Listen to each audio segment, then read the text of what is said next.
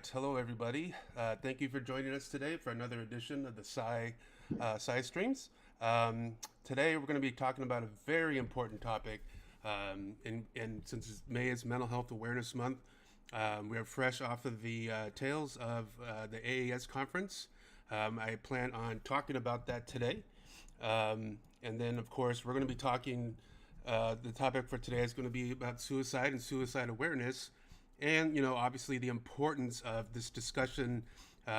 You can stream this topic for 5 or 6 weeks and still not touch everything that needs to be discussed.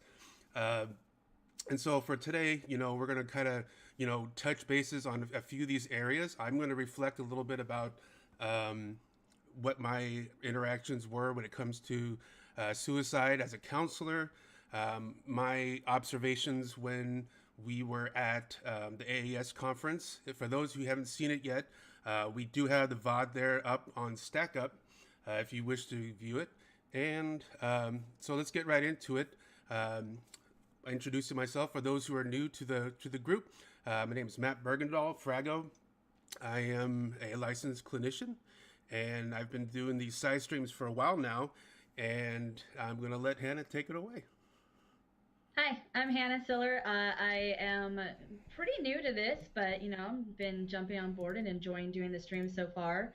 I am a life coach as well as public speaker. I do a lot of workshops for corporations, schools, women's retreats, stuff like that, as well as write a blog. And I have a few different projects that I like to get my hands. I like to have a bunch of different things I'm doing. Mm-hmm. But I think this is something that I really enjoy. And so my clinical background is for those who don't know, I have a master's degree in counseling with an emphasis in trauma and crisis, as well as I am currently enrolled in a doctorate of psychology program.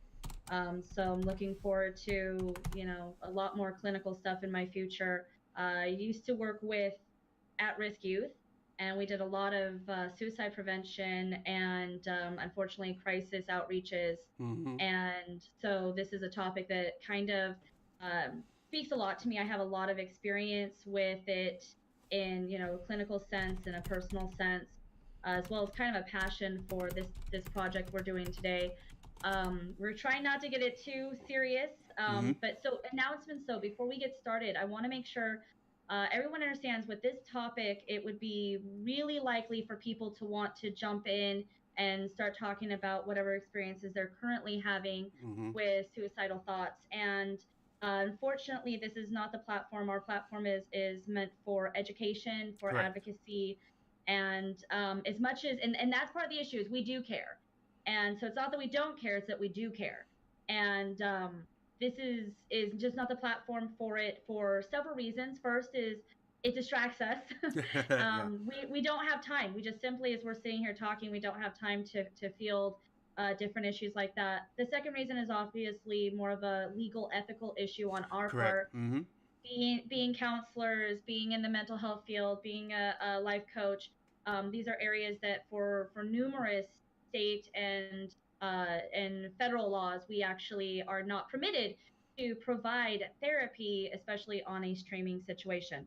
And the third thing is for you guys out there. This is for your privacy. Right. Mm-hmm. These types of things, if you want to talk about, they should be fielded by someone who can really pay attention and meet you where you need to be and do it in a private and confidential way.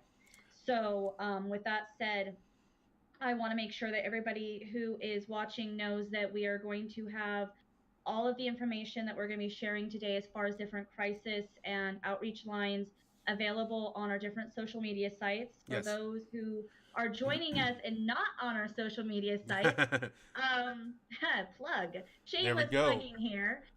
We have both a Twitter and a Facebook, and they are both under the name of Sci Streams. You can find us in both places. And if you join us on social media, you get to learn a little bit more about us, see some of the different projects we are personally involved in, including, Mm-hmm. Matt, we've got the Stack Up, and we get a lot of information about that, as well as some of our friends with Geek Therapy. We like to do some collaborations. Oh yeah. We're going to have some collaborations coming up in the future you'll be able to get to see and hear about a little bit ahead of time. as well as you'll be able to find my personal website and see some of the blogs and stuff that I Mm-hmm. do on usually a monthly basis, sometimes every other month, sometimes twice a month. So once a month on average, we're gonna say. Yes.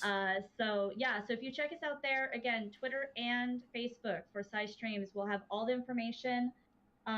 If we get a chance, or if somebody is, really needing that information now, I do have the numbers next to me for the National Suicide Prevention Lifeline, the crisis text line, as well as we can get some specialty things out there for different helplines once we on our website as well. So And also to throw in there, as the manager of the STOP program, if you find yourself in some kind of a crisis situation, I would be more than happy to direct you to the STOP resources. STOP is a program under Stack Up. And for those of you who are new to the word Stack Up, or the organization, excuse me, Stack Up is a nonprofit organization that is veteran focused, but they are also work with the whole entire community, including civilians. Every single component of Stack Up has a mental health component, and the STOP program is specifically geared towards crisis intervention. We have well-trained staff out there who are able to provide assistance to you. Again, it's not a counseling service; it's a peer-to-peer support. So with all that being said, I know it sounds like a really large disclaimer, but we really appreciate your feedback. Your thoughts in terms of mental health. I mean, this is to benefit everybody. And if you feel comfortable with disclosing, your thoughts, or maybe an example, or even just a question, please feel free to throw that into the chat, and we're going to roll with it. So yeah, absolutely, we love to hear feedback. We love to know your thoughts, and for some reason something doesn't get addressed on here. That's another reason it's great to have the social media accounts, because these conversations do actually continue after our stream is over. We can still field questions mm-hmm. later on, and stay involved. So Yeah. I Hey, I want to hear from you guys. hey, Vash and Dretch, thank you so much for the biddies. I appreciate that. Stack Up, of course, appreciates any assistance that you can give. Probably should talk about this real quick too, because it's May is such an important topic in terms of mental health. Stack Up is also doing the call to arms. Now, this sounds like well, what does this have to do with mental health? Well, if you take a look at it, everything, right? Exactly. You said it just right. And we want to make sure that we just got a raid too. Thank you, Gramps. I appreciate it.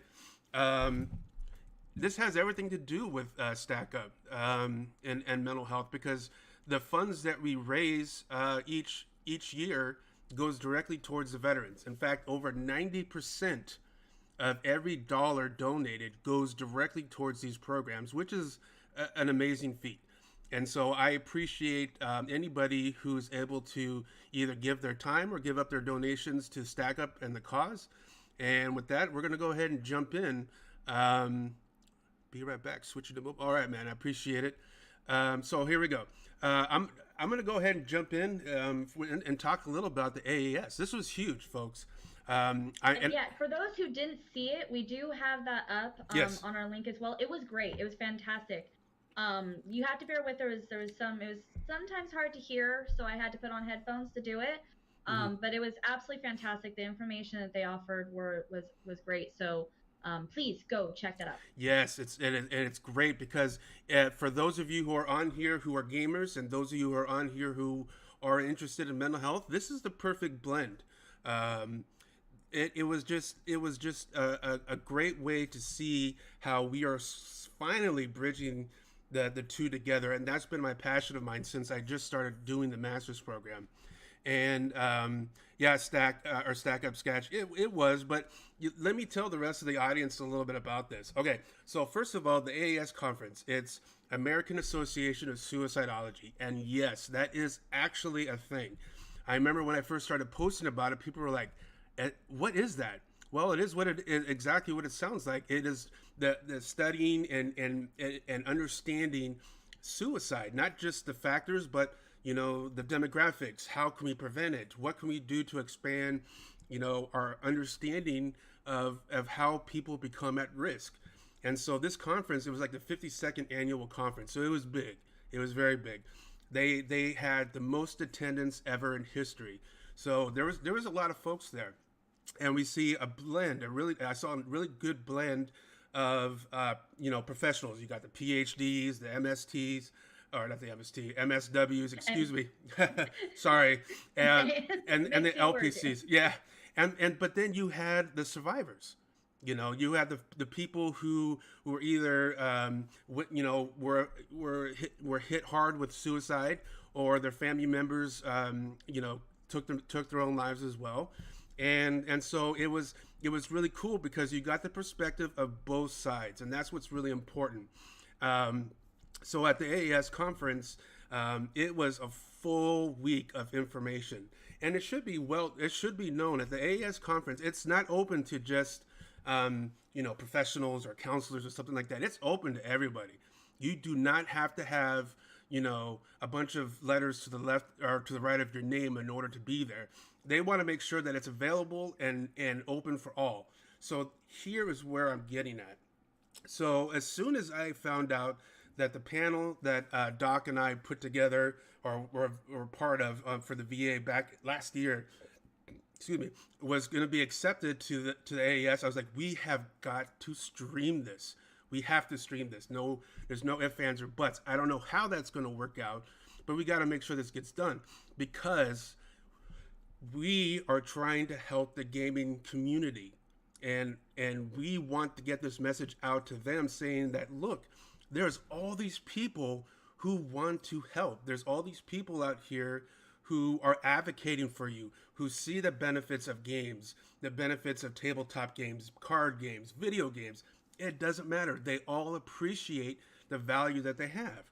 And so we made it work. And Sketch, kudos to you, brother, because you didn't have an easy job. Because one, this was never done before.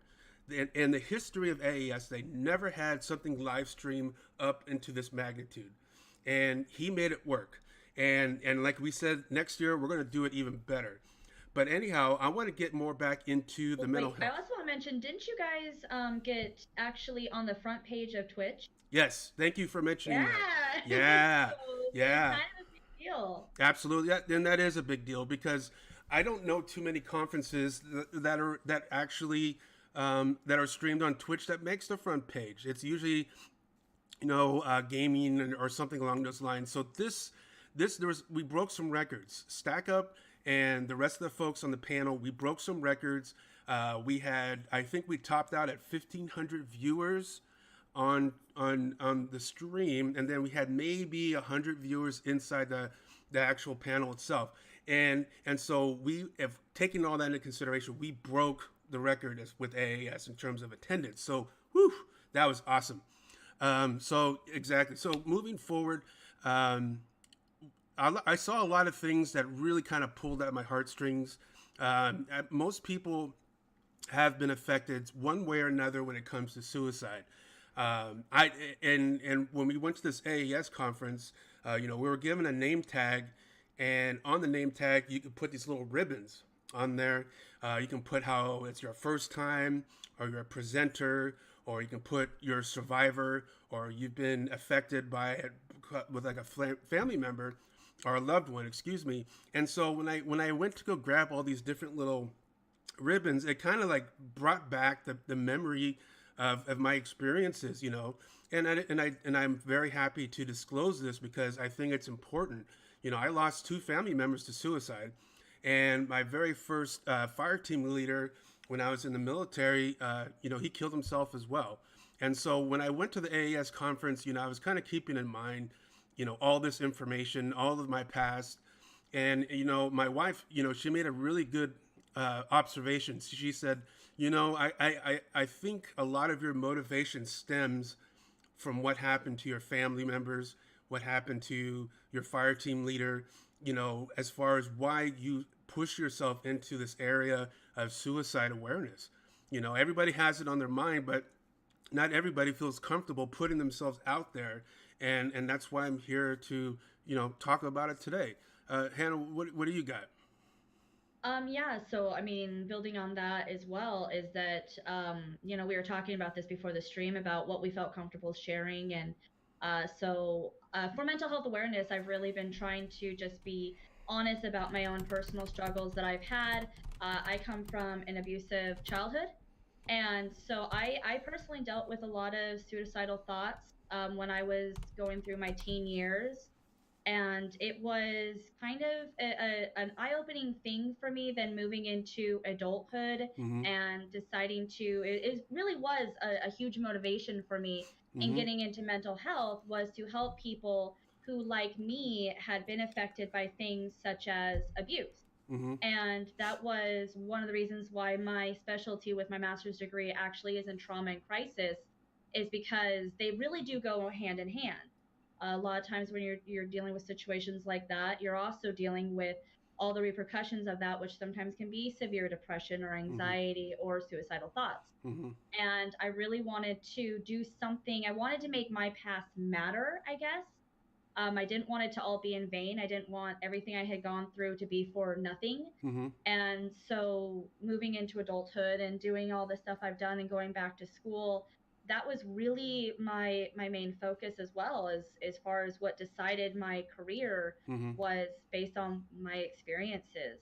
Yes. And I went through it. I know how that feels. I know what it feels like to get in that spot where everything seems hopeless. And I also then at the same time know what it feels like to overcome that and to slowly but surely learn ways to seek help, because I think that's Mm-hmm. what we really lose, is because we don't talk about it, we don't talk about how to fix it, how to help it, Right. what's Right. out there for support. And I think that that's just really unfortunate Yep. that, we say, okay, well, there's a crisis line, have fun. Mm-hmm. Yeah. And we don't See you actually later. do anything. Just a quick little thing, when I was working with at-risk youth, one of the things I would do is whenever I did have a suicidal client I was working with, I would actually go through and I would call the crisis lines with them. And Oh. that's something you can do. You can actually call when you're not in crisis to learn what it's like. What do they ask? Mm-hmm. What does this feel like? How does it feel to call that number and then hear a voice on the other end? Yeah.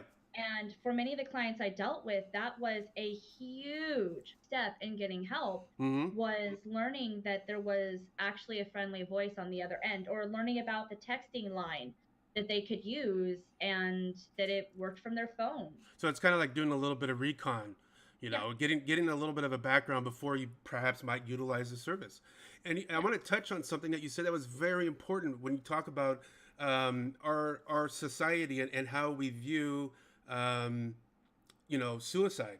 I just got finished reading an article the other day where they were talking about again the stigma of, one, mental health, and two, of course, suicide. Mm-hmm. They said the Western world has a very negative look as far as disclosing that I'm suicidal.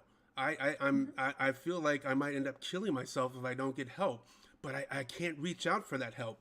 And they went so far to say, look at the words that we use. We say commit suicide. Yeah. Commit, Mm-hmm. as in like you're committing a crime. Well, no, you're not committing a crime. Although, and here's the craziness part, is that in some countries back in the day, it was considered illegal, a crime to commit suicide, and a person who did it, and I guess if they weren't successful, they would get in trouble. And of course, we can get into the whole religious aspect to it, but we won't. Mm-hmm. But I'm just saying, though, is that Western society definitely has a huge blockade when it comes to tearing down these stigmas. And again, that's one of the purposes of these streams, is to talk about it, because suicide awareness, mental health awareness, these are all important things that we all grapple with. I have yet to have met a single person who's never once was ever depressed, because depression is a very normal feeling, and everybody feels it. I've felt it plenty of times, and that's just the way it is. I mean, that is the part of the human element. But it's when it comes to reaching out for that help, that's where we have to try and break down these barriers, you know. And I don't know. I mean, that's my passion. I can't, I think anyone who's been into the military, who've been in the military or still in the military, will know that when it comes to to do the stuff, it's really hard because you're trained to work on yourself, to figure out your own problems, be self sufficient. But that doesn't work when it comes to mental health and suicide. You know, go ahead, Hannah. What do you got? It looks like Absolutely. Oh, sorry. no, No, I can tell. absolutely. It's a passion thing going on here. Because absolutely, when you're dealing with any of those things, we always want. I want to go back really quick to the media portrayal. Yes. Um, sorry, we're heads up, everybody. We're going to be doing this a lot. We're going to be going back and forth because we both have ideas, and they're going to be running parallel the entire time. Mm-hmm. So bear with us. But going back to the media, it was interesting you brought up just the words that we use. But then I also started thinking about also the way that mental health in general is portrayed in, and this is something that is a super passion pet peeve. I don't know my soapbox right now that I'm going to get on is when you're looking at things, watching a movie, watching Mm-hmm. TV. They always like to use words for a somebody who works with mental health as a shrink, Yeah. right? That's a Yeah. typical thing. And by the way, we don't like that term. Heads up. I've never met a therapist or counselor who's like, oh yeah, just being called a shrink. It just, it just really encompasses what I am and what I do. Mm-hmm. Um, so we don't like that. But if you look at those, the way that it's always portrayed, somebody with a mental illness, somebody who, and actually, I don't even want to use the word mental illness, somebody with a disorder, somebody who has something that they are struggling with. It doesn't even have to be anything super negative. It could just be, hey, I'm dealing with the death of somebody, or Yep. I mean, even I'm not gonna lie, I almost went to, I'm not gonna say almost, I actually did talk to a therapist after I had to get my cat put down because Mm-hmm. it was such a traumatic thing to be in the room with an animal and then watch it die. So wait a minute. Um, You're telling me mental health professionals need to go to counseling too? Absolutely. Oh, we totally do. I've been in counseling probably, I mean, I went originally Mm-hmm.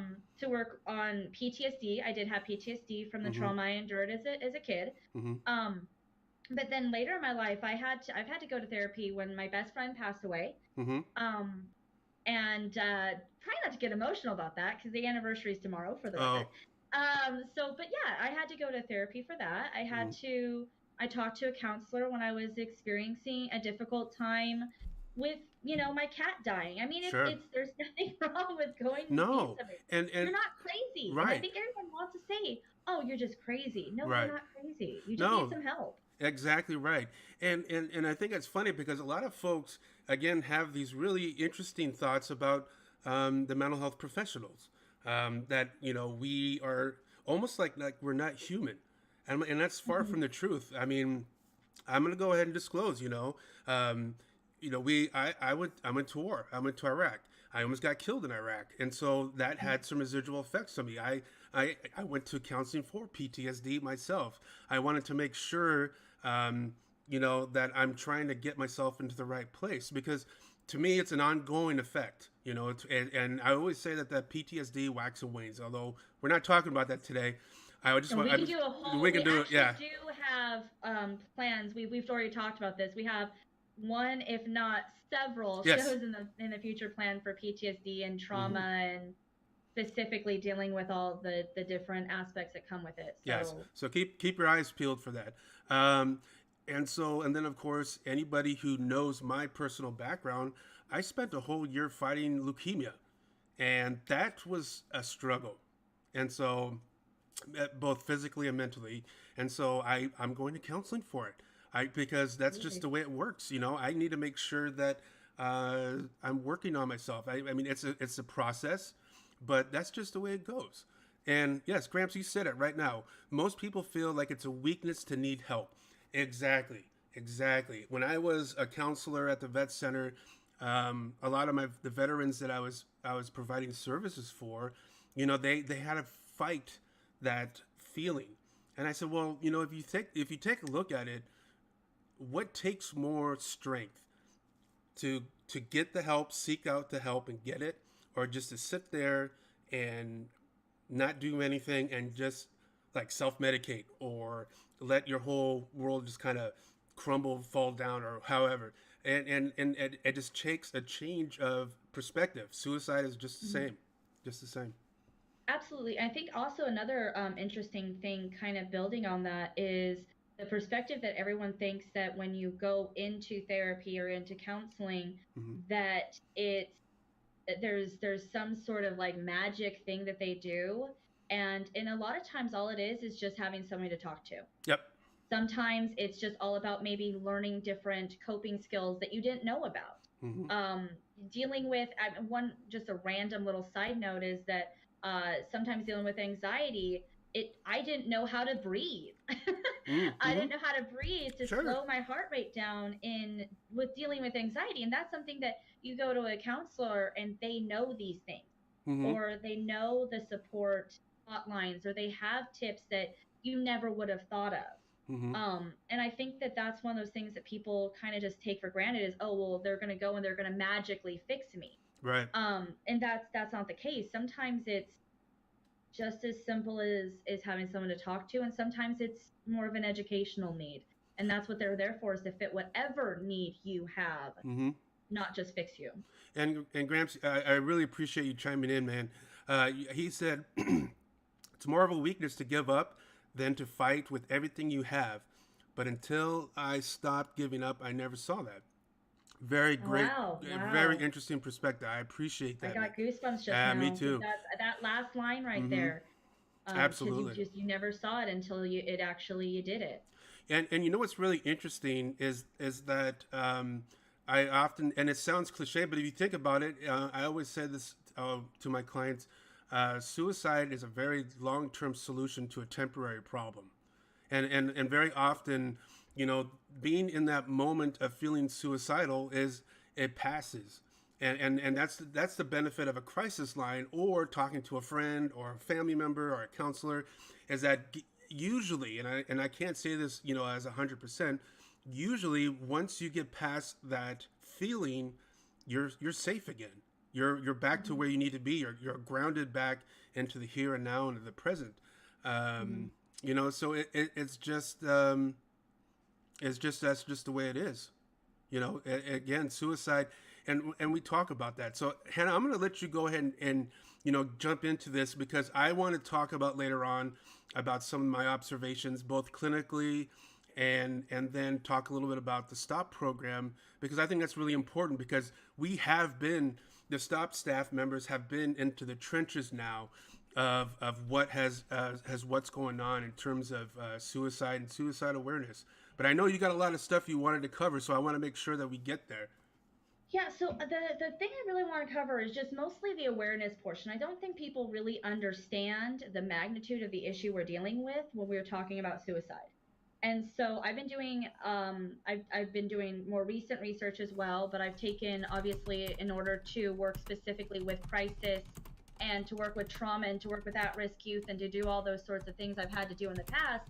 I've had to take different courses on it, and I think that, again, nobody realizes exactly how big it is, how many people are affected. So just some of the statistics that I found in my research or in things I learned in the past was that suicide actually accounts for is the 10th leading cause of death in America and the second leading cause of death around the world.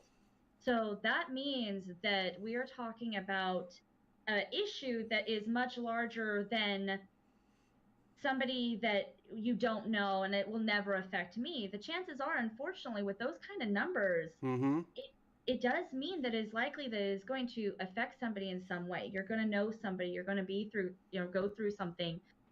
You're going to yourself have those issues. Yes. And so then looking at some of those other statistics, I was interested to see, well, where are the trends? Mm-hmm. And one of the things you mentioned earlier was about how it's a, we've talked about that in our chat and everything like that as well, about it being a weakness and people kind of perceive Mm-hmm. the weakness. And it's interesting because if you look at the statistics, it is actually listed that men are 3 to 4 times more likely than women based on the numbers we've seen. They account for almost 80% Mm-hmm. of all suicides. Now, does anybody in the And audience I'm sorry, but does anybody in the audience go ahead. have an idea of why men are so successful? Just throwing that out there. Give you guys a couple of Yeah, seconds. what makes those numbers so different? Well, that's a little bit of it. Mm-hmm. And with the delay, I know it's a little bit more difficult to get the response right away. But we'll give them a couple of seconds to see if anybody wants to throw out an idea. Yeah, it's because that was a statistic that was interesting and something that I looked at. But then I'm gonna give out a second statistic Okay. that goes along with this. But statistics also show that women are more likely to have suicidal thoughts and unsuccessful attempts. Mm-hmm. Mm-hmm. Dredgen, that Interesting theory. yeah, because men are problem solvers and not multitaskers like women. Very interesting observation. From what I have read, most men, when they decide to kill themselves, they use like a weapon, like a gun, and it's pretty effective use of guns are pretty effective at killing people. So The number one cause. yeah. Let's go ahead, Hannah. I'm sorry, I didn't mean to interrupt. No, absolutely. You're perfectly fine. I just waiting for anybody who had anybody else or anything else to add as far as what their thoughts were. But I think at this point we're going to go on. So one of the theories is that was number one as far as some of the thoughts as to why men typically make up the majority of the successful suicides. But the second thing is that if you think about it, let's go back to that idea of weakness. A lot of times, statistically, women are more likely to go to a therapist. Women are more likely to ask for help. Women are more likely to express their emotions of feeling suicidal. So a woman is going to have a much better chance of saying, hey, I'm having a problem, let's go fix it. And I think it goes a lot back to that idea that women are allowed to have emotions, and for men, emotions are a weakness. Yes, we gotta And be so strong. that's one of those things. You will notice I'm a huge um, advocate for changing some of the ways that we deal with a lot of those gender stereotypes Mm-hmm. and force people to being able to like not show emotion. Right.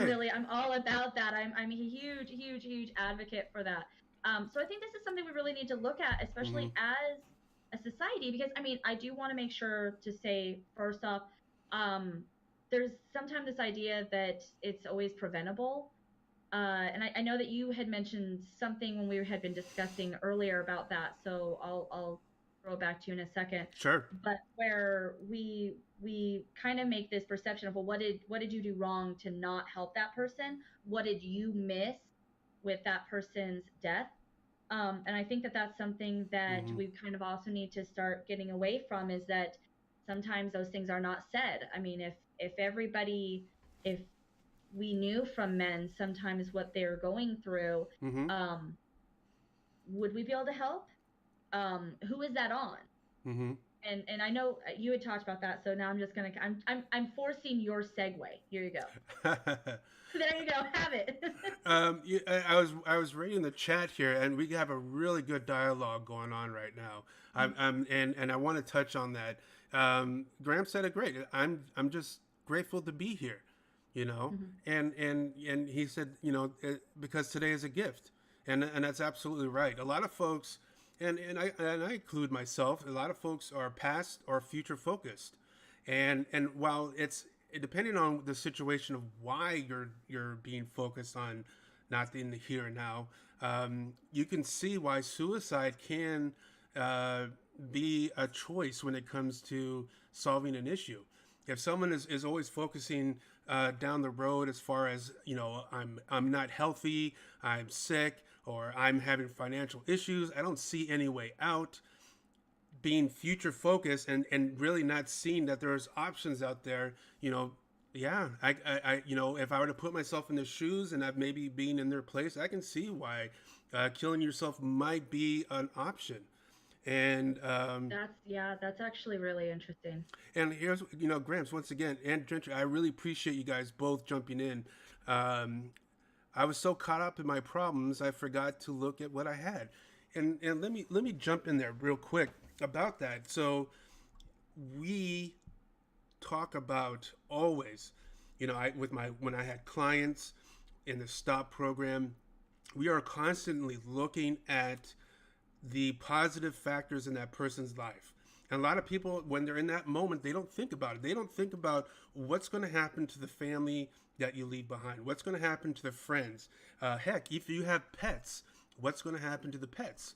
And so we try to use that as a tool to refocus and say, hey, look, there is a lot of positive things that are going on in your life right now. You just don't see it because you're caught in this very temporary moment, and so it's just important that we try and just get enough of a break from it so that the person can refocus, reevaluate, and get the real help that they need. Go into the counseling situation. Go, consider medication or whatever that works.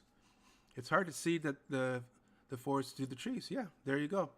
And not to disagree that this isn't a disagree, this is just an add-on from a different perspective of things, is that, so for instance, in my world, when I was at my lowest and when I was suicidal, again, it came from being in a abusive situation. Mm-hmm. And people who are in those types of situations, especially when it is something that's physical abuse, you are young, you really do not have any authority. Yeah. There really isn't a lot. That same method of look at what you have doesn't apply anymore, because what you're dealing with right now is going, no, I don't have anything. I'm literally unloved and being abused by the people who I'm always told are supposed to be the only ones who are supposed to unconditionally love me. Right. So that frame doesn't work anymore. So when you're dealing especially with kids, when you're dealing with adolescents or children who are going through and having these suicidal thoughts and plans, a lot of times it's because they are dealing with something like a learned helplessness. Right. And this is something that we'll deal with when we're talking about trauma as well. We'll go into more in depth about it. But learned helplessness essentially is just the process of being so controlled or failing or whatever it is to the point where you no longer can try. Have you ever heard the example of the elephant who was chained to a post? And at a young age, it's chained to a post and it can't move. And as the elephant gets older, they start to loosen up those chains and they start to put lesser and lesser material on them. But by the time they're adulthood, they're so used to just not being able to escape or leave that where they are, they don't even try. And so a lot of times when you're dealing with somebody who has been through a situation where it has not been a very specific one-time trauma or a very specific set of depression, if you're dealing with somebody who has gone through something over and over and over again and they've gotten to that point of learned helplessness, sometimes literally the only way that they can see out is through suicide. Yes. And the reason I bring this up is because if we have anybody in our audience, again, that's why I'm saying this is not a disagreement. This is just an adding to. Yeah. I want to make sure the people that are out there that have more of the experiences closer to what I have been through, I can tell you that even though you can't see a way out, even though it's not, oh, I have so much I'm just not seeing, you have to really consider something that doesn't exist. You have to consider a future that you've never seen, that you have no way of believing could ever happen. And that's where it gets really tough to get out of that. But here's the hope part. The hope part of that is that life does change. Yes. You're not a kid forever. And so I think that when we're dealing with that, being future oriented is the best. You have to stay future oriented. Yes. Because that's all you have. You're right, and I should have said that I was really kind of focusing more on the adults, but you're absolutely correct. Also, your area of expertise is veterans, and that's why we're such a great team. Yes, absolutely. Is that you have the specialty with adults and veterans, and I have the specialty with kids and abuse. So that's it works well. And our powers combined. Yes, and here's something that's interesting since we're talking about youth. I just got finished. Okay, so there was a report done, I think it was last year, about youth. Basically, it was the demographics was teenagers in high school. That said that drug abuse and alcohol abuse is starting to see a really big drop.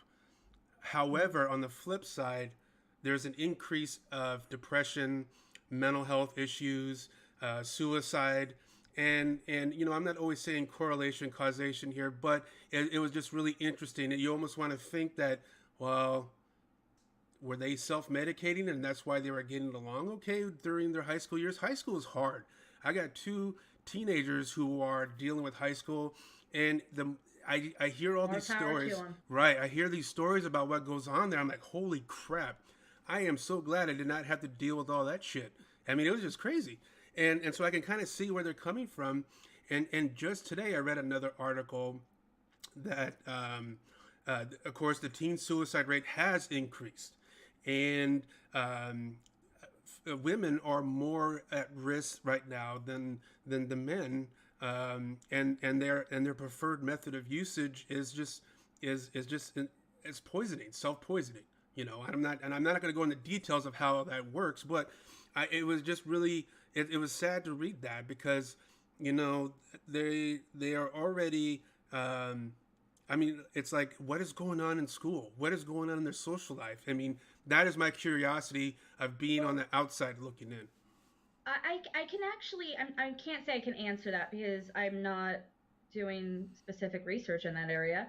But I can say from a little bit of experience of just working. I worked in a high school setting for, gosh, I want to say at this point between the counseling I did and the other Mm-hmm. work I did, probably going on somewhere almost 9 years Mm-hmm.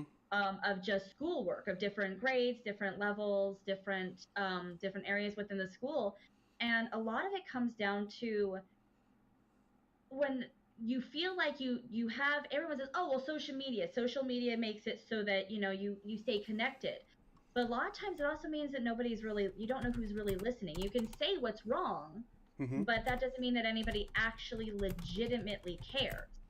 And I think that that's, and I'm not going to blame social media if people are toxic and people are Mm-hmm. mean on the internet, although I think that that is a huge thing. Bullying in school, when I was in high school, did a real toll on me. And now, Mm-hmm. you can bully someone from across the world. Right. It's not even hard. You don't even have to look in their face or see them cry. It makes it easier. Mm-hmm. Um, but at the same time, you are dealing with the fact of, I'm totally going to use a Titanic line, anyone who's seen the movie, but you're Uh-oh. standing in the middle of the room screaming Mm-hmm. and nobody hears you. Nobody even looks up. Mm-hmm. Yeah. And I think that a lot of times the teenagers today, and these are ones I actually, when I worked at the high school, I did a lot of student advocacy. So they talked to me about why. Yeah. They talked about what got them to that point, and a lot of it was just, I have a lot of friends, but none of them really care. Ooh. Or I Mm-hmm. have this secret life that nobody knows about, again, dealing with things like abuse or Mm-hmm. bullying or trauma. Mm-hmm. But I don't talk about it because you don't put that on your Instagram page. Oh yeah. You Yeah. only put the good things. Oh yeah. You The put the the trips, the artificial beach on life. Instagram. You have, yeah, and so that's the thing is that, and then when you do reach out, who is really there to care? Yes. And so I think when you're dealing with that, you're dealing with a lot of just feelings of who cares about me, and Mm-hmm. oh, don't show any of my bad sides because it's important for me to keep up appearances. That's got to be hard. I mean, I Yeah. just feel like that's got to put a huge weight on these teenagers' shoulders, on these kids' shoulders, as it's like a burden that they have to carry when they shouldn't have to. I mean, it just boggles my mind. And I mean, my one of my kids, they're saying that they're even they her best friend approached her family member to say, "Hey, I need counseling help," and the parents said, "No, you don't need it." Yeah. I mean, they already have enough obstacles and barriers, and then if your support system is not there to help you, what does that leave you? And if you get, And then yeah, go ahead. sorry. No, go ahead. There's also, you said you're going to people about it and it's being denied. That's kind of what we see in a lot of things is that, oh, it's somebody else's problem. Mm-hmm. How often do you see something like that of, oh, someone else will pick that up, someone else will handle it? Yes. And that's something that we just, this has been going on forever. This is not a current society thing. Mm-hmm. There's been studies about this in the past of different cases. We're not going to get into that. Right. but just showing that people have this tendency of saying no, it's somebody else's issue. I don't need to be the person to call because it makes me uncomfortable. Mm-hmm. I don't want to get myself in the middle of it. And so when people who do have maybe better knowledge of how to deal with it are then approached like these adults, when Right. you have a child or a teenager that comes to an adult and says, hey, look, no, there's a problem. Mm-hmm. A lot of times those adults, they either don't want to get involved, or they themselves don't know how to help, and Mm-hmm. rather than doing something about it, they just say, oh well, somebody else will know, so we'll just let them deal with it. Yeah. Yeah. And that's something that, for parents out there, yeah, gonna be super nice right now, but if you do hear stuff about your kids as friends, do something about it. Mm-hmm. Mm-hmm. It's you may be the only person who will. Right. And it's a very complex situation as It really far is. as how do we tackle this, not which obviously not just one group of people, but everybody. I mean, this is, I mean, and kind of kind of swinging the pendulum the other way. This whole deal as far as veterans killing themselves right there at the VA hospitals because Yeah. they need help, and they're not getting the help that they need. And granted, everybody there's a different reasoning and rationale for each one of these veterans who took their lives at the VA medical centers. But I mean, if it's because of a barrier of access to care, how bad did it have to be before they did that, where they felt that that was their only option, you know? Mhm. And it's like it's like their last cry for help. Look at me. Mhm. I need help. And I'm And not getting it. that's something that I think that so many people say about all people who are considering suicide is, oh, they're trying to get attention. Mm-hmm. You get that a lot, Yeah. especially with younger adults or with different groups. One of the shockingly high statistic of suicide rate is with the LGBTQ plus community. You're dealing Mm-hmm. with, and they say, oh well, they're just trying to get attention. Mm-hmm. Um, but so what? What if they are? What if that's the attention they need? What if they need you to care? What if Right. that's the whole point? Maybe that's something that is important.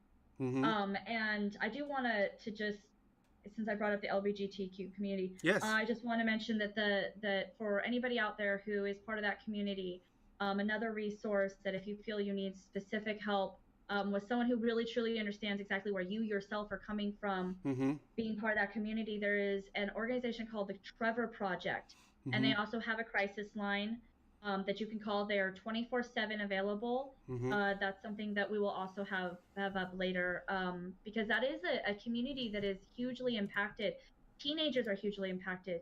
LGBT community is hugely impacted. Mm-hmm. Those who have been through any sort of trauma, which is abuse or veterans, those communities are Mm-hmm. highly impacted and highly affected by this. And I think that, we talk about it's a cry for help or they're just trying to get attention. Again, maybe they are, and that's exactly what they need. Yes. Give them their attention. Mm-hmm. Absolutely. Um, and again, this whole mindset that okay, I guess everybody has different perspectives when it comes to this situation. Some people are very hands off, some people in the middle, and some people are knee deep in the trenches when it comes to um, doing their part for suicide awareness or just mental health in general.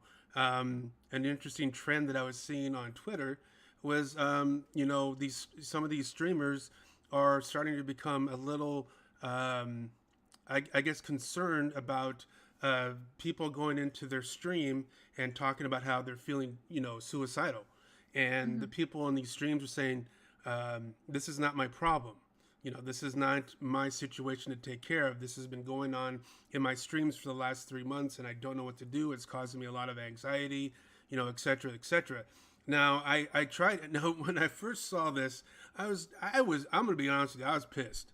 I was like, We had a conversation about yes. it. I said, excuse me, if you're gonna put yourself out there in the public eye, you open yourself up to just about everything, at least in terms of this stream. You're streaming, and And then I started to think about it. I said, yeah, I can see how they would feel very anxious and all that. And I get that. However, I think there could be a really good middle ground when it comes to working with this. And this is something for anyone who streams regularly here on Twitch that there's something to think about. Hannah, what was your thoughts? What was your insights? Because I want you to go ahead and throw. I've kind of become a pain in the butt lately. Oh. I've actually been going on these people's when they make those rants and saying these things. I've actually been commenting on them with, well, here's some things you can tell people. Mm-hmm. A little form letter. So that's what I'm suggesting to the people out there who are dealing with this, who are streamers in the public eye.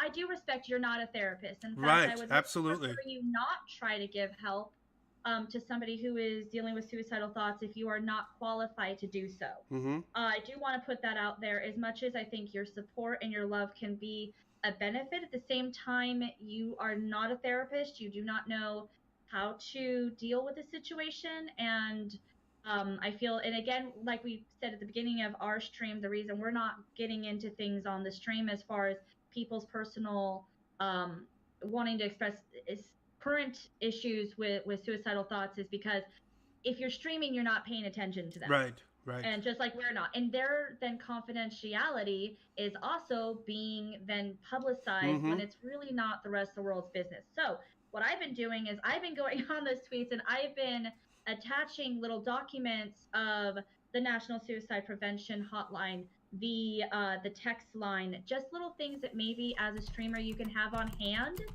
to, if somebody is having this stuff, that you can send them a private message, that you can post it in your link if they're saying stuff in chat of, I respect that you are having these issues. I'm not a therapist. However, these are some resources that you can use that will be able to have more knowledge of how to help you, and coming up with something that you can even have. I know you can make control keys when you're a Twitch streamer to just be able to spam that with only a click of one single button. If you're seeing a trend on your page, you can have a link to it. If you are someone who has more like a Facebook page or something like that. If you are dealing with, if you're a YouTube creator and you decide that you are seeing a lot of different people messaging you these sorts of things, you can include those in the comments below. I just say that as much as you don't think you should have to help, at the same time, that little bit of step of actually doing something, it does you a service, because that means that they're getting now the help and they're less likely to now come and bug you. Yes. So now you're not being put in the middle. And second is that now you're giving them the resources that are proper. You're actually helping in a way you can help. So again, we are going to have all of those things up on our social media sites. Feel free to download them, steal them, share them. I do not care. Please. We get no monetization from any of this, so I'm not pushing this for any personal gain. Just do it because it's something that is so important to get that information out there. So yeah, I've been a thorn in those people's sides. I know what we're talking about, and I actually have gone and messaged people directly and posted on their pages, hey, this took literally 5 minutes for me to find the resources that you could use to give them.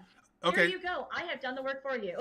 Okay, so my big question is because I did jump in a little bit. I was saying you can't overgeneralize and say that everybody who's saying this in your chat is just looking for attention. You just can't do that. It's just not the way, we shouldn't be, conducting ourselves.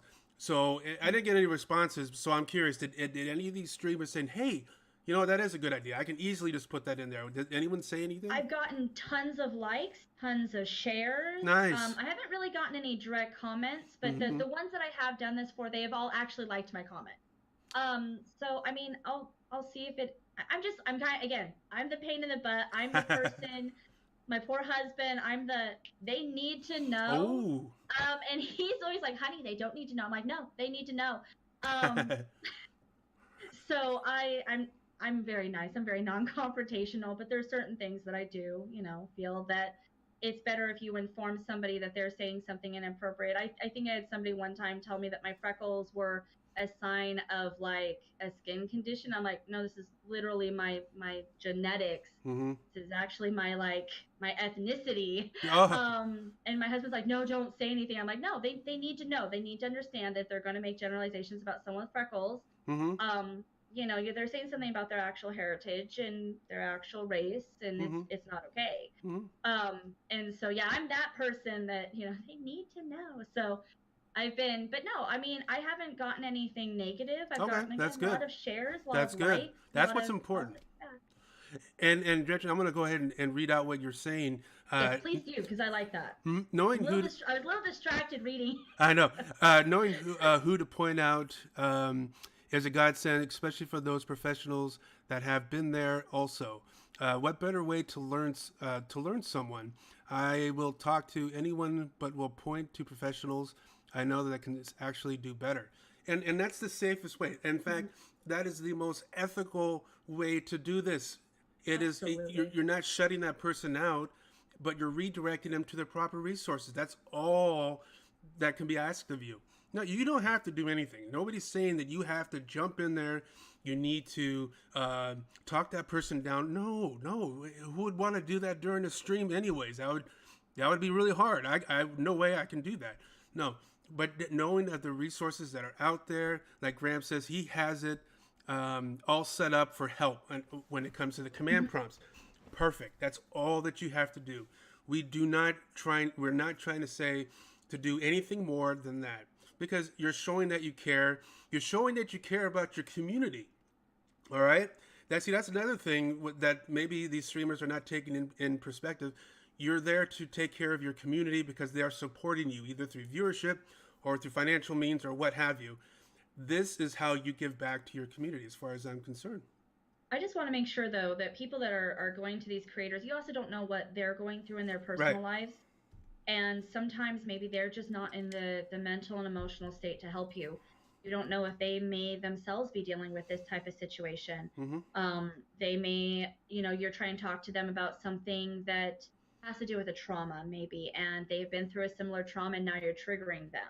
Mm-hmm. So as much as we want all the creators out there to help and to do their part, at the same time, we also want to make sure that they are taking care of their personal mental health as well. Absolutely. And is just like they don't know what you're going through, you don't know what they're going through. And Mm-hmm. so that's why I think it's just so easy, though, as a streamer, is just to redirect with just, you don't even have to have every single option. You can just, I'm not expecting people to say like, and here's everything for your local area, which, by the way, if the national numbers are not something you want to reach out to, there are also plenty of Yes. local Mm-hmm. organizations that you can reach out to. So just please Google, for instance, here in San Diego, that's where I'm at, San Diego. Mm-hmm.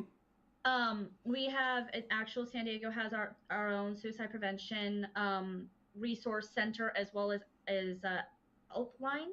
And so those are things you can also do as far Perfect. as that. But all a streamer would need to do is just the National Suicide Prevention Hotline.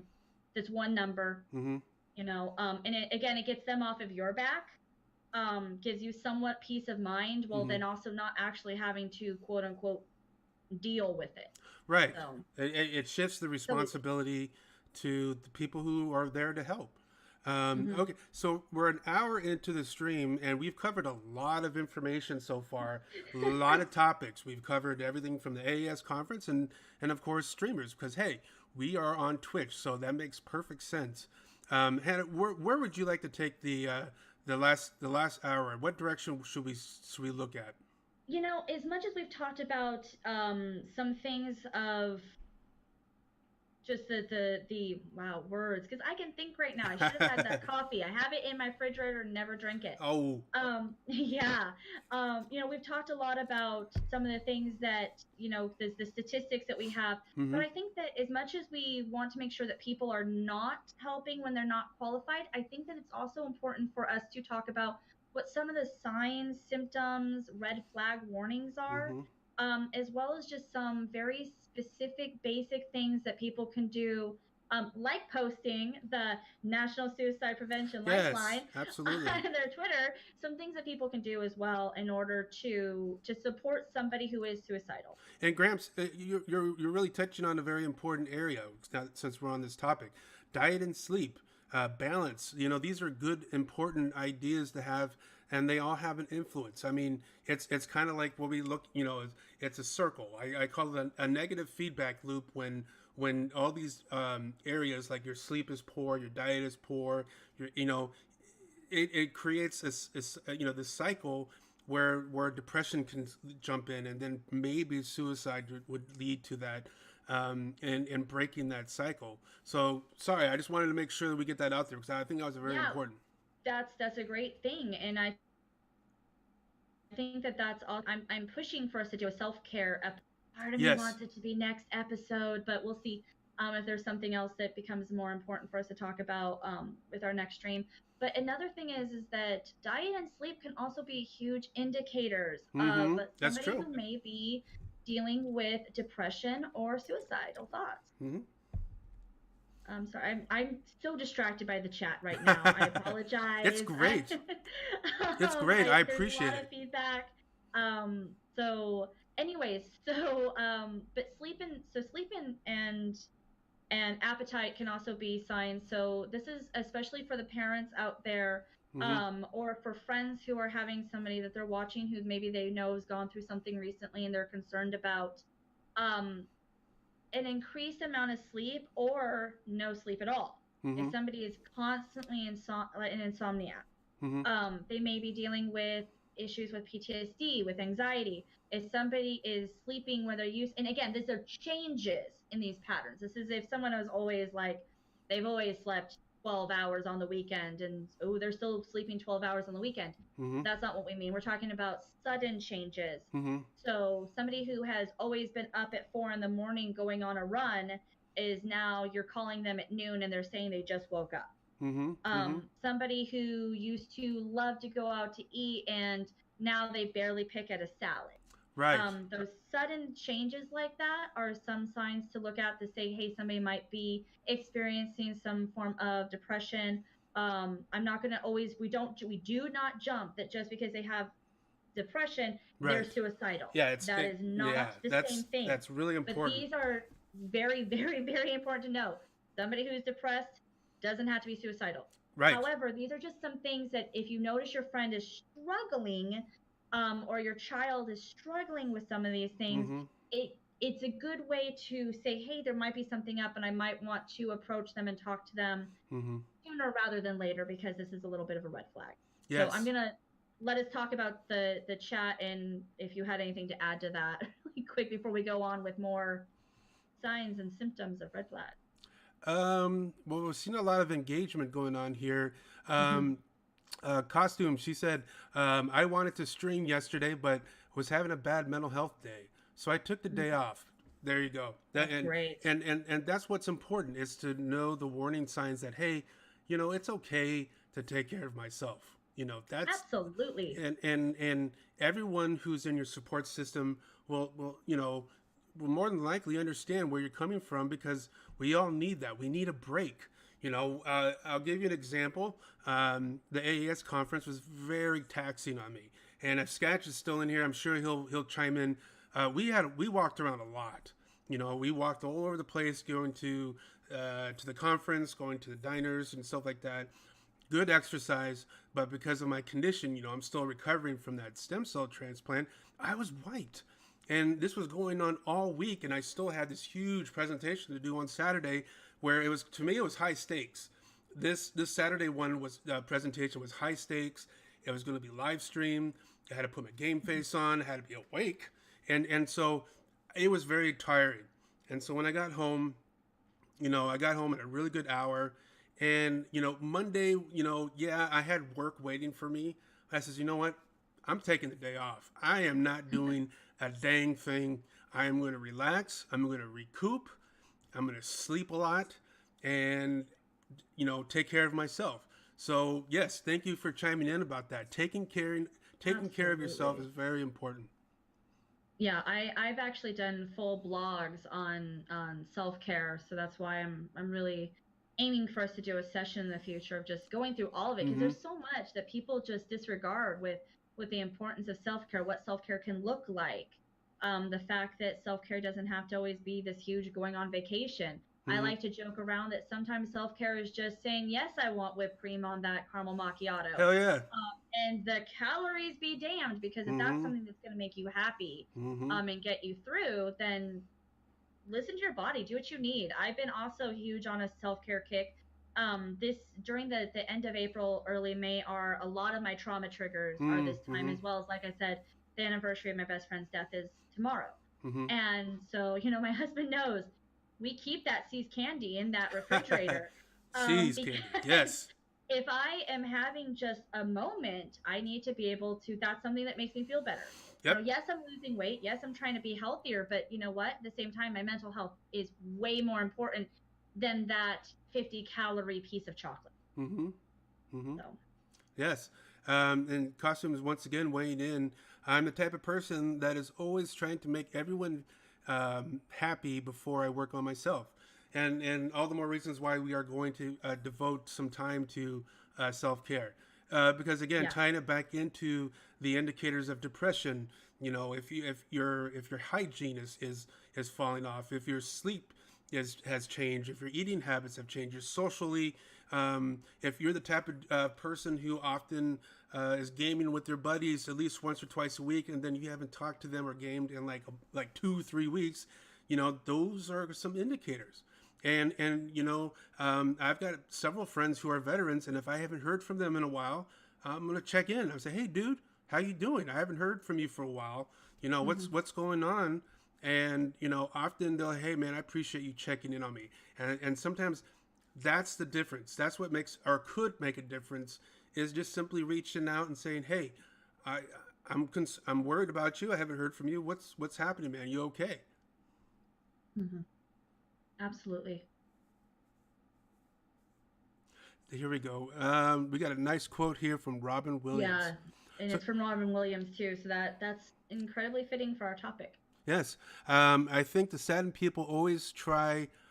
Oh, it just got jumped. Always try harder than the hardest to make people happy, because they know that it's like to feel absolutely worthless, and they don't want anyone else to feel like that. Yeah, Robin Williams. I mean, let's be frank. The guy, behind all that comedy was sounded like a very sad individual. I know he was grappling with, I think it was bipolar. Was he bipolar? I think it was. I don't remember. I I think don't it remember what was. he was. I just remember that he was dealing with depression, Hmm. and he did end up suiciding. So, And he had health issues too. I remember hmm that too. And so all the more reasons why we have to take care of ourselves, and we have to take care of one another.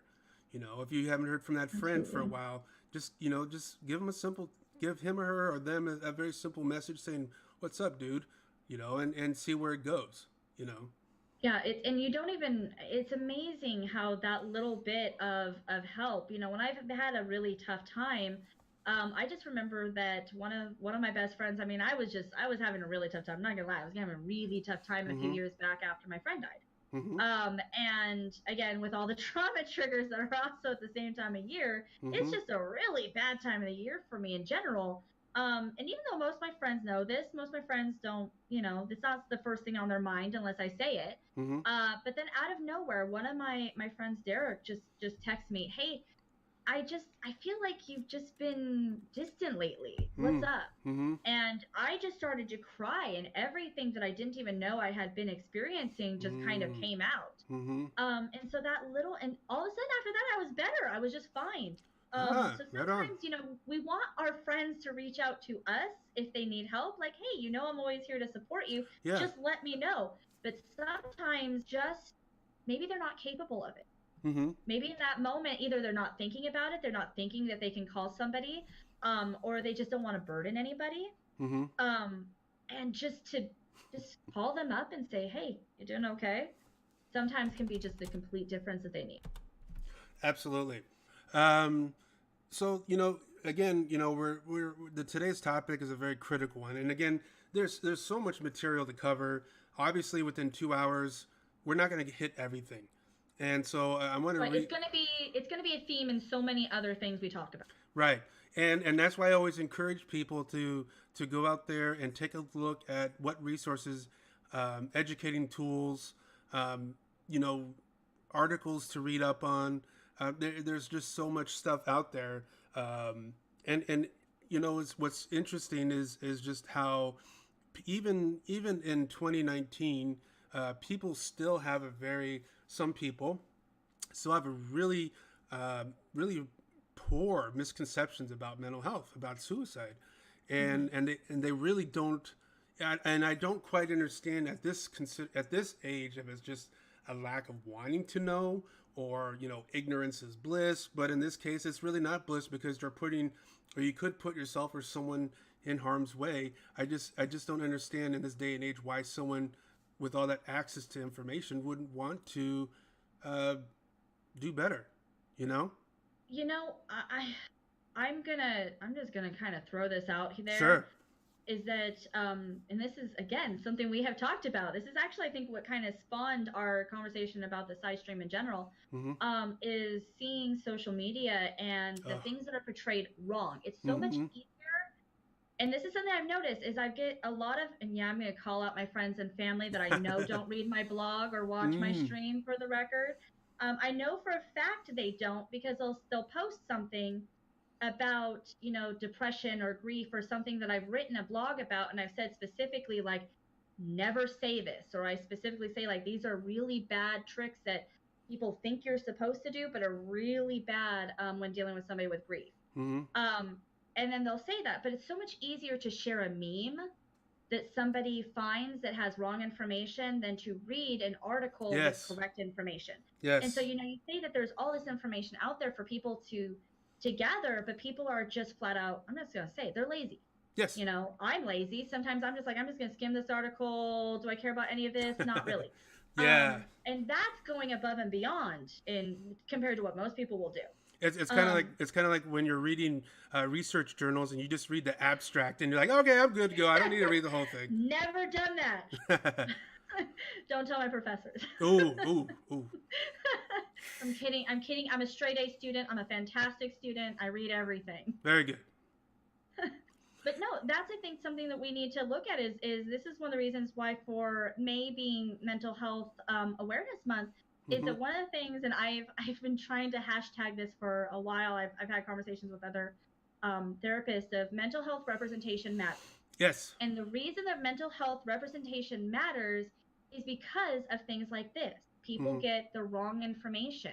Mm-hmm. They assume that somebody who has suicided um, was just seeking attention, or they just wanted to die. And Mm-hmm. it didn't matter what you do. And that's another misconception. That's a myth out there that somebody who has killed themselves, the reason they did, it didn't matter because they were going to do it anyway. There was Mm-hmm. nothing we could do to help because it was just inevitable. If you wanted to die, you're going to kill yourself. Right. And that's something that they've actually shown statistics. I'm not going to get specifics, but they've shown statistics of people who have um, been unsuccessful, Mm-hmm. or, who have lived through a suicide attempt, that they've actually said from the second that I started, I realized I don't want to die. Mm-hmm. And Mm-hmm. that's something that I think, we see that, oh, they're going to do it no matter what. Well, what if they won't? What if they had that regret and then maybe they didn't know those choices out there, like the suicide lines, like Mm-hmm. the therapist? I know that a lot of people, can't afford it, or don't know how to get help, and so I really want to make sure that people understand that if you do have that the lifelines, the crisis lines are not the only resource out there. If Right. you have access to go to mental health therapy, counseling, seek it. Yes. It's great. It's fantastic. It's such a good resource. And you can, if you have insurance, usually they have a list of providers just by logging into the portal on your insurance. Mm-hmm. If you call up the actual counselors, most of the time they know exactly what to do to help you out as far as like, okay, how to check on insurance. Mm-hmm. They're very knowledgeable in those situations. If you can't afford it or you don't have insurance, there's just Google mental health and free mental health and whatever area you live in, and you'll find different listings of people that maybe take a sliding scale. Yes, yes. And then there's free Medi-Cal, the service that I used to work for with at-risk youth. None of my clients had insurance. We were all government funded, and so we were able to offer free counseling for these youth Hmm. based on the fact that they needed government assistance. And to piggyback on that, and if that is Please. not an option, if you are fortunate to live close to a university that has a graduate program in Absolutely. mental health, you might be able to get a free service through there. Because I remember when I was going through my practicum, we were seeing folks who had no access to mental health, or at least not in the formal channels that we have set up in place right now. And so we were able to provide them a completely free service, and we were seeing them sometimes once a week, sometimes twice a week, and it worked for them, it worked for us. It was just, you know, it was good. I mean, and it was good to know that they were getting the help they needed, and that's what it boils down to. Absolutely. Mm-hmm. There's so many things, or if you are a high schooler or if you are a college student, you just don't know how to find resources in general. Going to your local high school or college campus, they have those resources. I've never been on a high school or college campus in all of my years of school and working in schools Mm-hmm. that they didn't have somebody that had even just a pamphlet of these are some local lines you can call. Mm-hmm. These are some local agencies you can talk to. They have information out there. And so, yes, crisis lines and all that fantastic resources for in the moment 10 o'clock at night, you don't have a counselor. However, I always encourage people that if they're dealing with these sort of, especially reoccurring Yes. thoughts, if they're dealing with depression, a crisis line is not going to be the end all be all. You're not going to be like, oh, I just call a crisis line when things are bad and then I'm fine. Um, Go to see a mental health professional, see a Mm-hmm. counselor, see a therapist.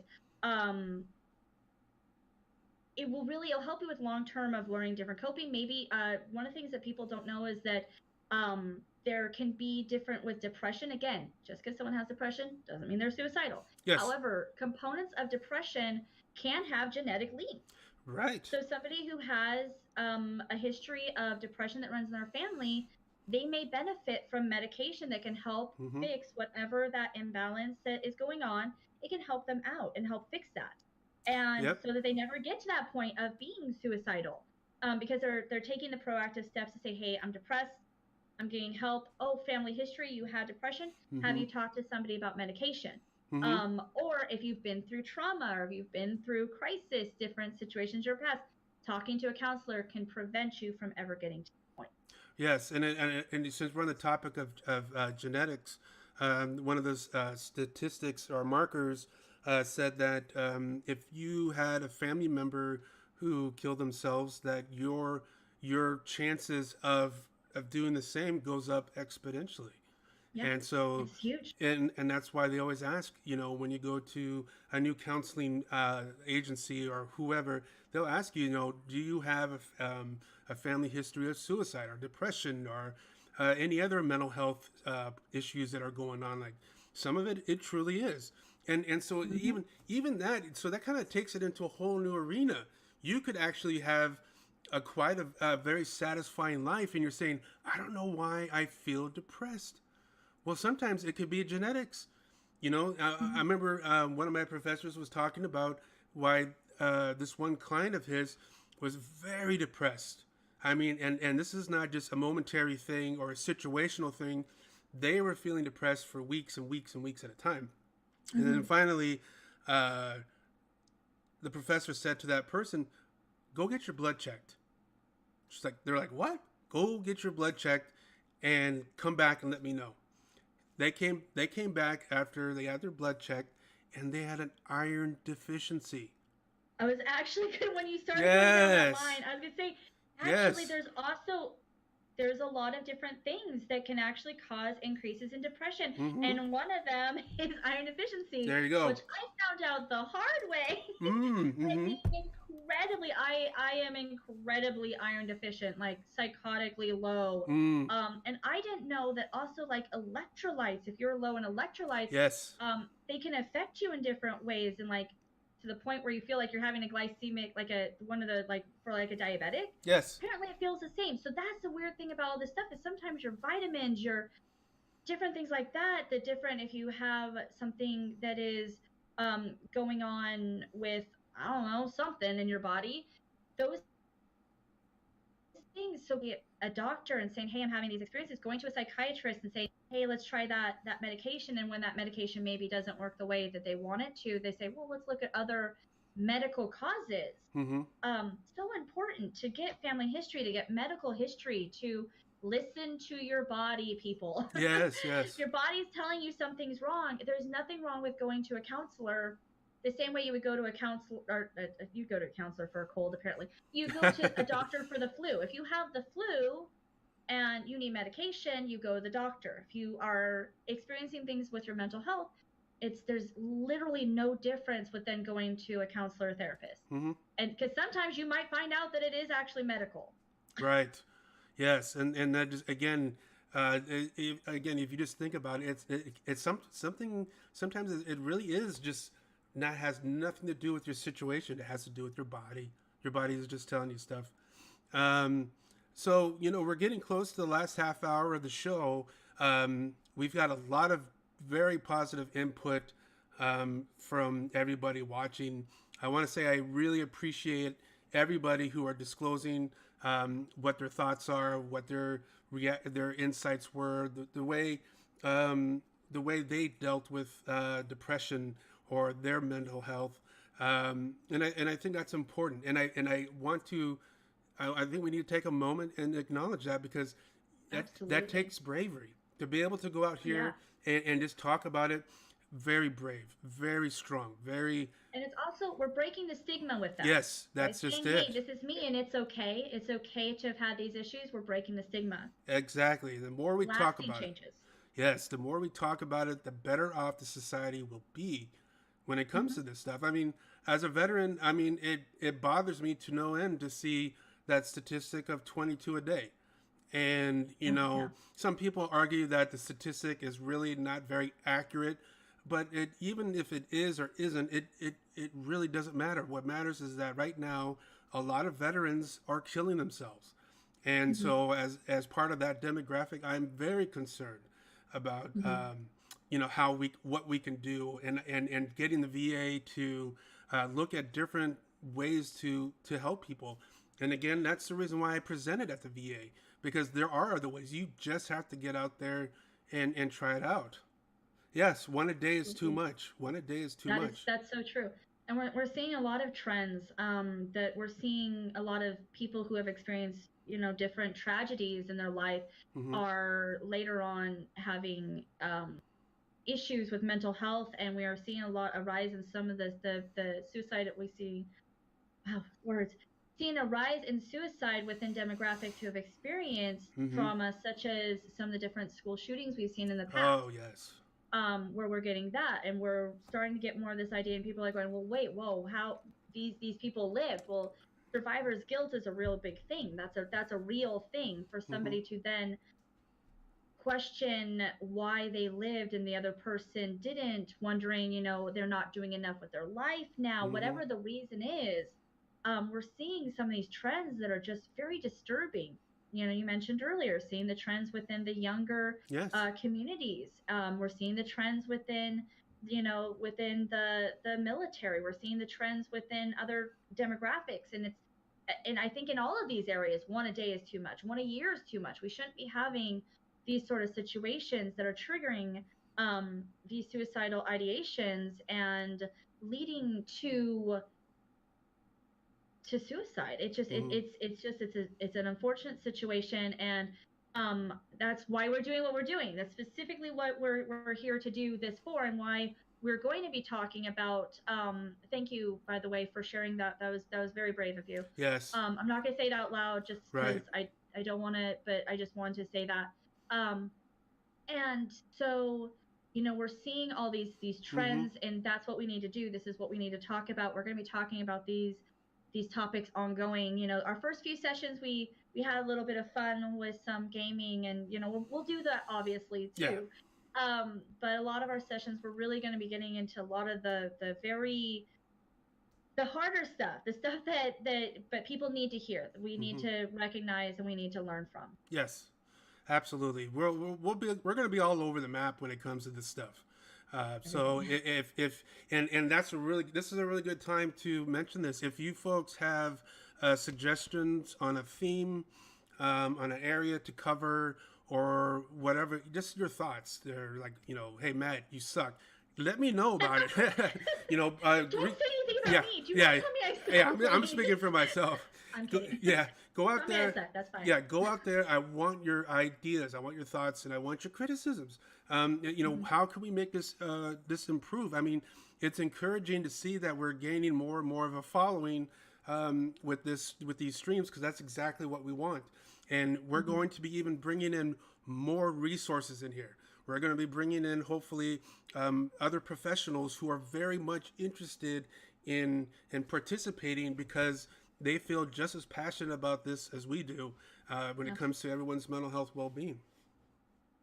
Absolutely. I can't wait. We've got some stuff. I'm super excited about some collaborations we've got Hmm. going on. So it's going to be, we've got some amazing things in store. Um, just before, I know that we wanted to switch topics to some other stuff, but before I did, I wanted to just, I know again, I already apologized in stream that this was going to happen a lot, going back and forth Yes. into different topics. But we had talked about the sleeping and eating patterns and how those can be signs. Some other things that, especially if you're looking for family members or your own children, if they're dealing with some of these things and you want to know, hey, how can I maybe recognize the warning signs of depression or anxiety, or that something deeper is going on? Um, Anything that is a sudden change, sudden Hmm. mood changes, sudden acts of aggression where they didn't used to scream out. And I know that, yes, teenagers, they go through that. They might Sure. become a little bit more hostile, or like, mom, leave me alone, get out of my business. The hormones. um yeah, that stuff happens, but especially if you're seeing things that are definitely not normal. Right. Fights with friends, suddenly acting out within the classroom at school when they never used to be that way. Hmm. um Fights with family members that they used to get along with really well. Those sorts of things can be very big signs that there might be something going on. Whether it's anything mental health, because again, mental health, this is Mental Health Awareness Month, so this is all mental health. If you're worried about somebody having maybe an issue that they're going through, those are some signs to look for. Is just anything that is a sudden change, increases in substance use. Hmm. If they didn't used to drink and now all of a sudden it's three beers a night. Hmm. Um, as well as just any sudden weight gains or weight loss, which could be attributed to some of those different patterns that they're going through. But again, really the irritability and some of those different things of that sort will be definite things to kind of look for. And then if you're specifically looking for some of the red flags for suicide specifically, Hmm. we're looking at different things of talking about hopelessness. Hmm. Obviously, expressing wishes to die. I Hmm. don't want to be here anymore. Um, Sudden changes where we start to see end of life Yes. patterns, such as giving away material. Yes. I don't. I'm not going to need this anymore. Hmm. Things that are different and kind of send up those, hey, what's up with that? Those can be signs that somebody might need help. And again, at that point, we would suggest that you maybe sit down and talk to them, having resources available that you Hmm. can lead them to, of how to get help with a counselor, Hmm. how to call a crisis line. Hmm. Um, we also see a huge importance in making what we call safety plans in Yes. the mental health community, but that you don't have to do with a mental health professional. If you are seeing issues with your kids and you're worried that they're going that way and they're not talking to you, and you're trying to get them into counseling, but you want to do something now rather than in a few weeks, a safety plan. Who can you call? Let's get these phone numbers programmed into your phone. Hmm. If you're having a hard time, you can call. If you know that your kid might be suicidal, please do not make their punishment taking away their phone. Right. Do Get more not shut them creative than out. that. Because you're shutting out their lifeline. Mm-hmm. So again, my area has been working with at-risk youth, so a lot of my information comes down to what to do with Right. youth. So this is the parents' guide to what to do when your kids are struggling. Mm-hmm. Yeah, so get those numbers in their phone. Talk to them about what they can do. We talked earlier, like people think that they can't talk to kids about suicide. You can. It's Mm-hmm. how you talk to them that matters. Right. Yep, and for my area, it was veterans, the veteran population. Um, I have always put a strong emphasis on social support.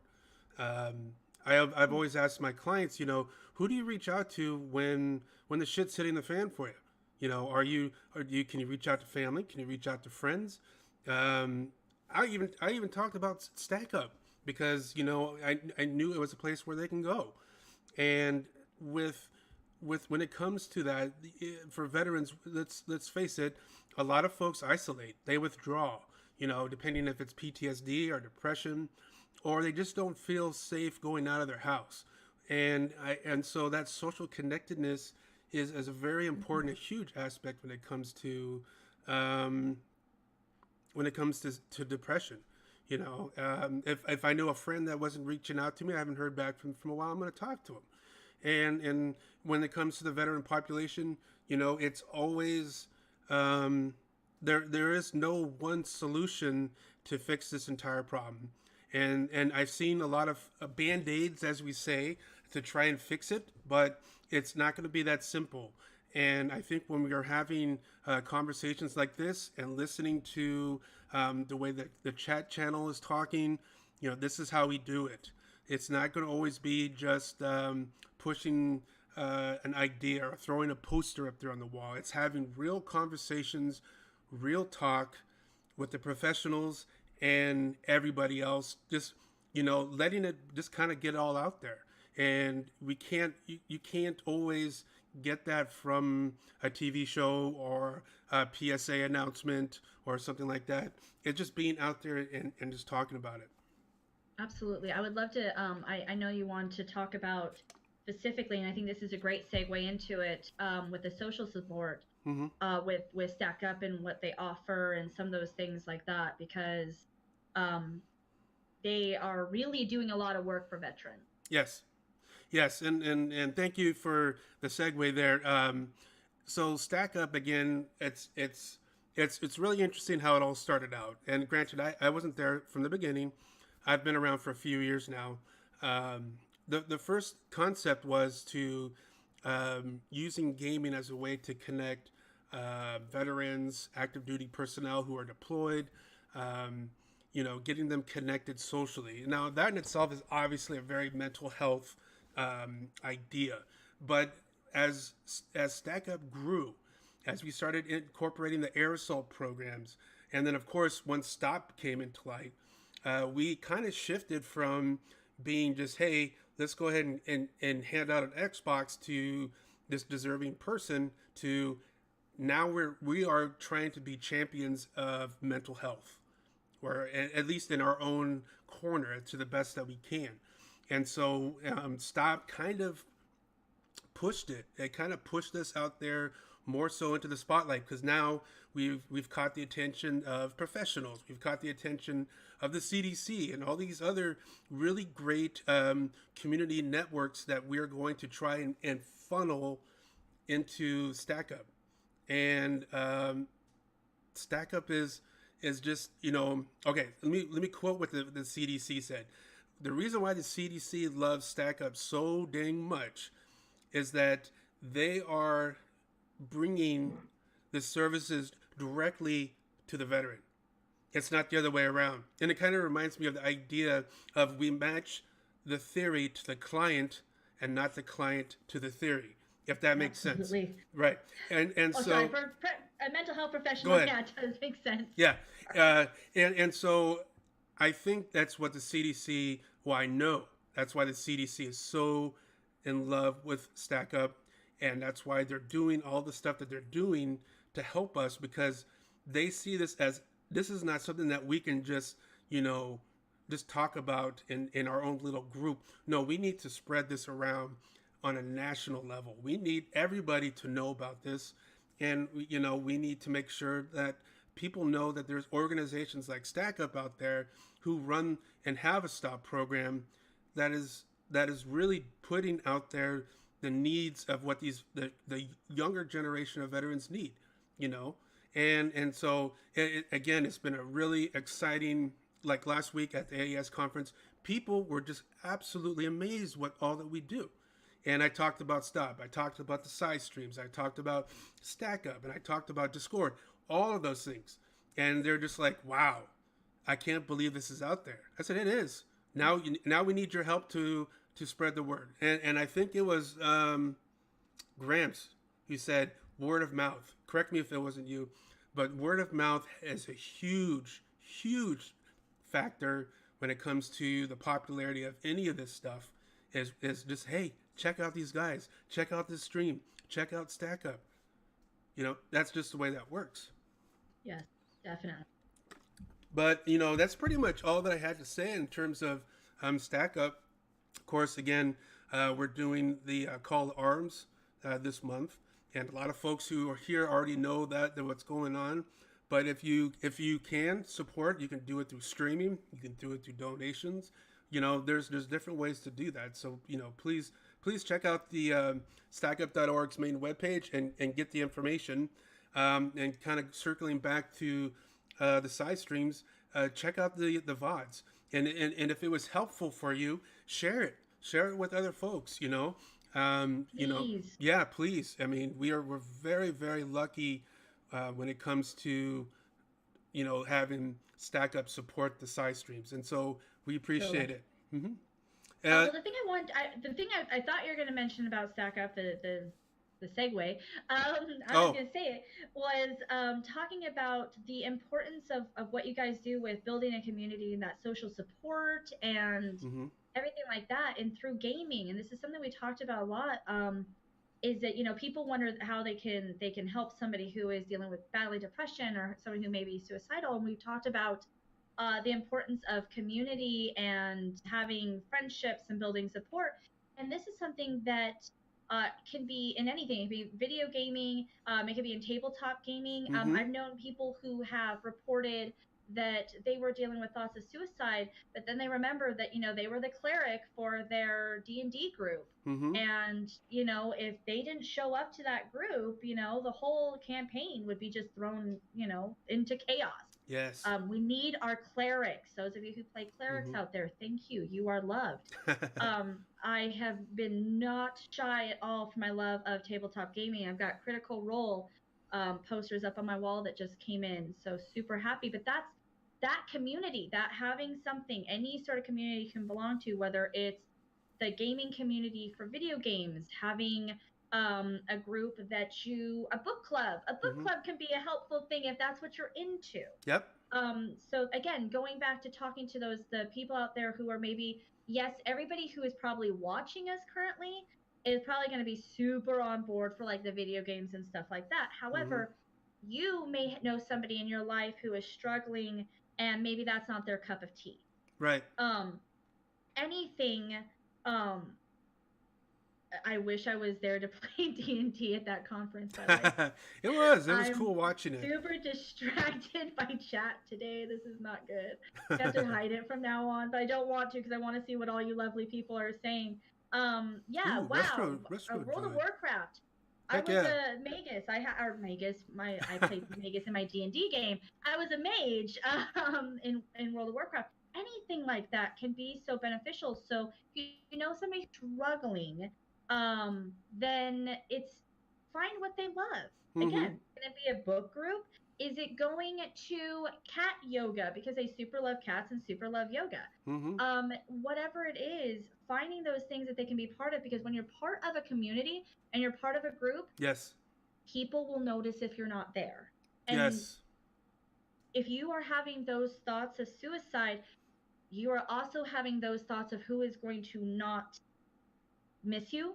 And if you know that you have a community who will, if you know that your absence is going to be noticed, that can actually bring so many people off the ledge. So this is why, for those parents out there who are dealing with teenagers, for those friends out there who are dealing with other friends, for those partners out there who are having a significant other that might be struggling. What do they love? What is going to be a thing that they can build a community around Mm-hmm. so that they have that support? For me personally, although, in my life, just growing up, some of the things that really brought me, back from being in those dark places were having things like Dungeons and Dragons. It Mm. was, starting out with Vampire the Masquerade, Pathfinder, those tabletop gaming that I could really be part of and really enjoy. Or it was, being in high school, it was being on the yearbook committee and knowing that, oh my gosh, I had to do photography for the football game this weekend. I can't, that's important to me. That's something that I needed to do. I mean, it sounds silly, No, no, but not at those are all. the sorts of things that really can. I've heard people talk in the past of, well, I knew that, if I wasn't around to feed my cat didn't have food, or my dog. Mm-hmm. Um, and I mean, just finding anything like that. And so those are things that, if you yourself are struggling with these sort of situations, we hope that A, you reach out to these crisis lines. B, you seek more additional care that you can get on a long term level, or even on short term. I mean, not all therapy is long term. I want to make Mm-hmm. sure people understand that. Another misconception is that you're in therapy for the rest of your life. Yeah, yeah. No, you may only be there for 5 sessions. Who knows? Um, but seeking professional help, as well as creating your own safety plan, creating your own network and community that you feel part of. Mm-hmm. If you know someone who's dealing with that, help them build those things. But Yes. those are some, just, I think, great advice for people who are struggling with these things, or know Mm-hmm. somebody who is. And I want to kind of end my part of it today with kind of talking about, again, the social connectivity.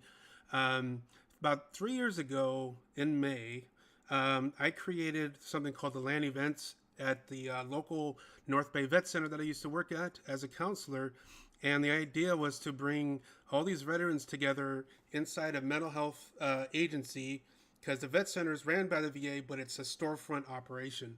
And I wanted to bring everybody together who might not otherwise, even bother coming into a VA place because, for whatever reasons. And then, of course, we had the clients who were active at the vet centers who were invited too. And this program just it blossomed, it grew. And we had more and more folks. We had special event nights, but it was always the same purpose, was to get these folks connected and to create their own support system. And that's exactly what they did. And there was many examples of that where they're helping each other outside of these LAN events, as far as their mental health concerns or just hanging out in general. And I will never, ever, ever forget. I had this one veteran who was high risk. He was a very high risk for suicide, and he took it upon himself, and he put it out there in social media and on public for everybody to see that for a while, and he's in a better place now, but for a while, the North Bay Vet Center LAN events was probably one of the only things that was keeping him from killing himself. And he said that in front of all the eyes could see. And he said, if it wasn't for this program, I won't be here. I wouldn't be here. And it was because it was giving him something to look forward to at the middle of the month. And sometimes that's exactly what you need to keep moving until this whole thing either resolves itself or just goes away on its own. Absolutely. But anyways, that's pretty much what we got for today. Hannah, was there any last thoughts before we start closing out? Yeah, so obviously, viewership changes from what we were doing in the beginning to now. So I just want to make sure to reiterate that we have social media sites. Yes. You can find us on Twitter as well as on Facebook. I work very hard at making sure that those keep updated and that I'm constantly posting Good stuff 95% on of there. the time. 95% of the time, if you're talking to someone on there, it's me. I am currently managing, what did we say, 3 Facebook pages, 2 Instagram, 2 Twitters, and a website. Mm-hmm. So I need more in my life right now. So I try to make sure I keep everything integrated between the stream and what our Twitter has and what our Facebook has, as well as what I'm dealing with in my personal projects and what Matt's dealing with in his personal projects, to make sure that you're not only getting more connected to us as your hosts, but you're getting more connected to other people within the community. So go, please give us a like, give us a share, because we need our numbers to continue to grow.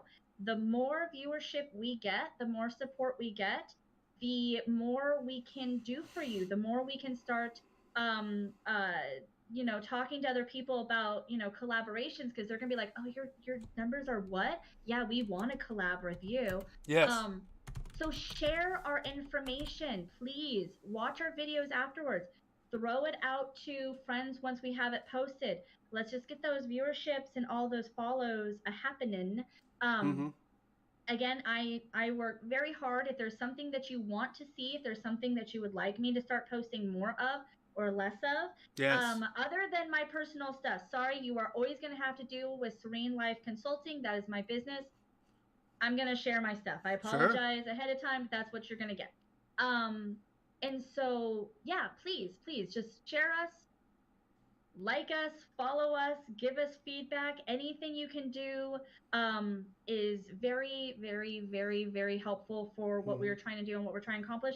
The fact that we are only this is our only our what third official stream in, and I Yeah. think our numbers have almost doubled. Mm-hmm. I think that that's an absolutely amazing thing. So thank you for everybody Yes. that's Thank already you been so out there much. This doing is, that. yes, very much. But This let's is just, because of you. let's keep it up. Let's keep Mm-hmm. going. So before we end, we probably will leave a few minutes early. Mm-hmm. I have a brother-in-law's dinner to get to for his birthday. Happy birthday, Josh! Even though I know for a fact you're Yay. totally not watching. But so we will have all of those crisis lines. We will have up on our social media sites.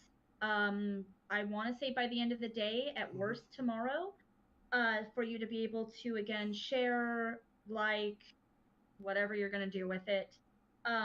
If you are feeling that you are in crisis, just the final disclaimer, please seek help. It is estimated that of the people who are feeling depressed and who are battling with severe depression, only about half of them actually seek professional help. And that is a number that is way too low. And the statistics, however, for the people that seek professional help with their depression, the numbers are off the charts as being successful. Mm-hmm. So let's start changing that trend. Let's start changing the way we view mental health, especially this month. Mm-hmm. Like, share, let's get the proper information out there. If you see something that somebody is posting that is inaccurate, please, correct it if you have Mm-hmm. the ability to. If you see something with a friend that is struggling, reach out, try to get them the support they need, because we want to break the stigma. That's our whole goal in all of this, is to educate and to break the stigmas. So, for Mental Health Awareness Month, let's just kick it off right and start Yeah. doing it ourselves. Yeah. All right, folks. We're going to wrap it up today. Again, we appreciate all of your support. All the activity that was going on out today in chat was just awesome. Awesome. I appreciate everybody getting out there and talking about this stuff. Again, we love your feedback. We would love to have your ideas. Shoot us a message on Facebook or on Twitter. We'll get it. We'll get things rolling, and just keep an eye out for our next episode. Which And I'm still pushing to be about self-care. So if you want to see that, tell Matt. oh, it's on my shoulders now, huh? Okay. I guess I got to figure that one out.